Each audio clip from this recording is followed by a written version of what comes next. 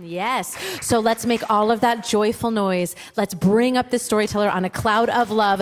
Amanda Carey McHugh. Amanda Carey McHugh to the stage.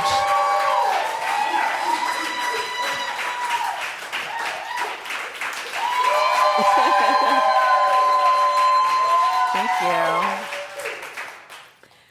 So I went to high school in the early 2000s. And I went to the kind of high school where if you didn't play sports, it was really hard to make friends. And I not only did not play sports, but I didn't even do the theater or arts in my school because I was too good for it. I did community theater, professional theater. I was going to be a Broadway chorus girl, damn it. And, it was very clear I was taking it seriously. And so I really never had a place to sit at lunch. I tried to sit with the band kids, but in 7th grade, I felt like maybe I should stop doing that because when I was talking about being worried about getting sick because I had a show that night, a kid decided to cough on my food. So I felt like it was safer just to sit by myself. And the times in high school that I did try to sit with people, again, usually band and chorus kids, where I felt like I might fit in, they'd be talking about inside jokes that I didn't understand, or the birthday parties that they were going to that I obviously wasn't invited to. And so I compensated for my lack of a social life by diving into my work. And I would go to the library and work on my homework, because I had rehearsal that night, and just eat a protein bar. And, I just thought I'm working towards my goal. That's what matters. I'm serious about this. And,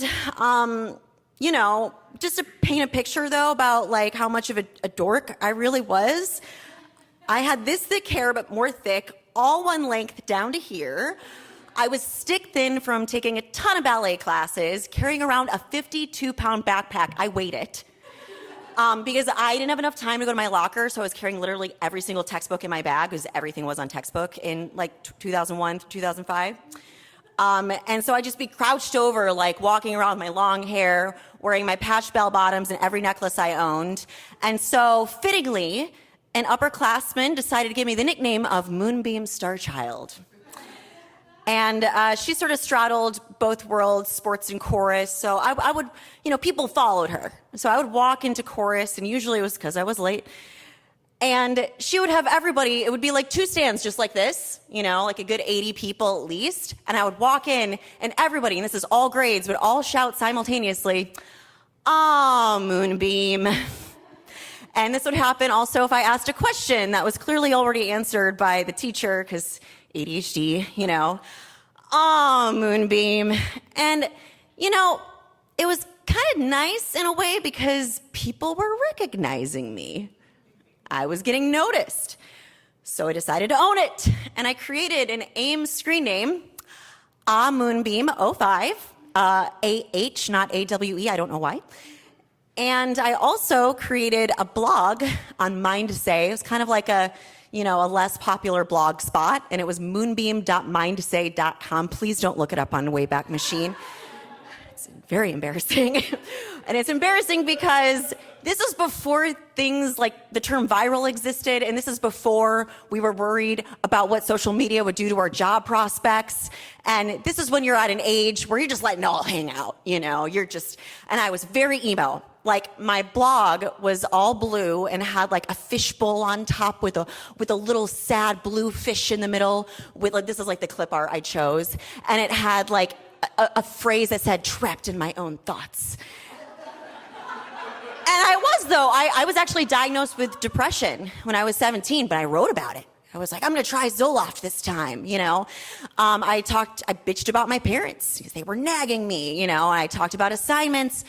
No, I figured nobody's reading it because nobody's commenting or liking. So it's just my journal, Until I realized people were reading it when I decided to do one show at my school just to see what it was like. And I had some good things to say about it in my blog, and also some not good things to say about it in terms of the politics of the backstage drama. And I guess in those days, this would be considered viral. All of a sudden, I went from no comments to 42 comments. And it's sort of like Reddit, where it's just screen names. You don't know who's commenting, so this was all anonymous. And these comments were like, "You're so full of yourself. Who do you think you are? You look like a freak when you dance with your hair whipping around. You can't act. You'll never make it. You can't hold a tune. You're always sharp."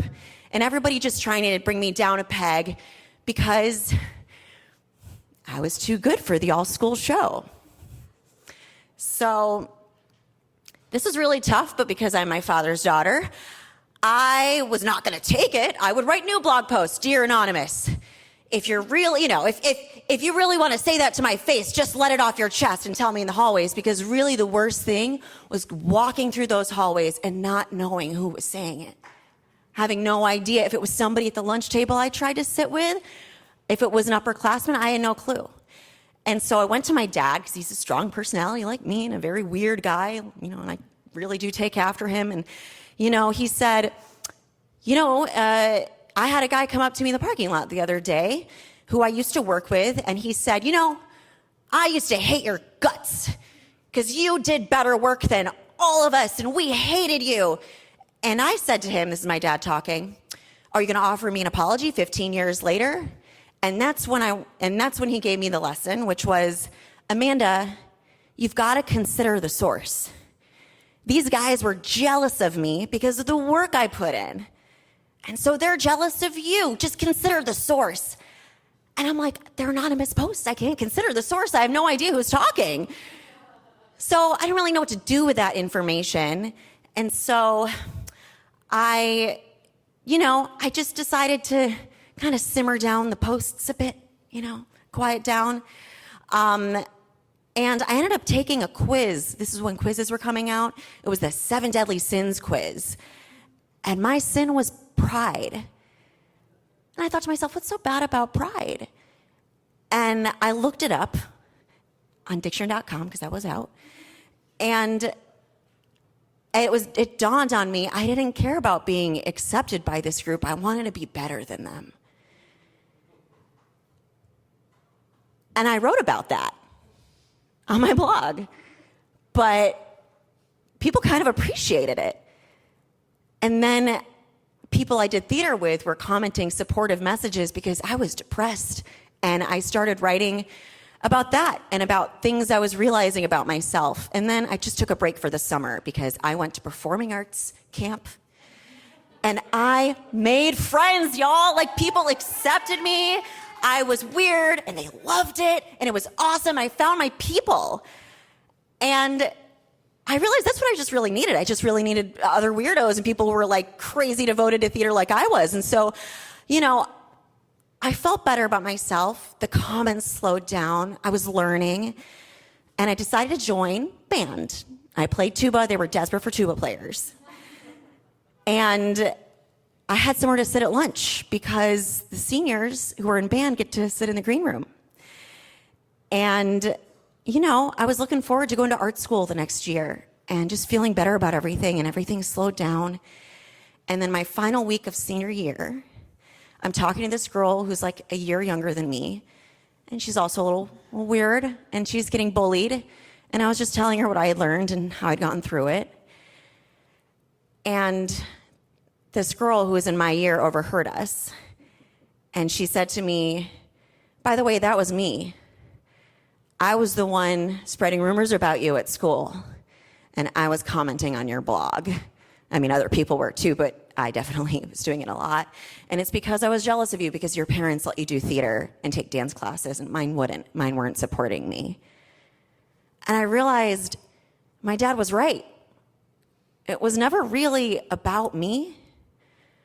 And 18 years later, I can say, I found my people. And by the way, they all raised their hand. They're the numbers people. So my people are the numbers people. And things are much better now, and I still struggle with my ego, but I think that's just a daily battle. Thank you.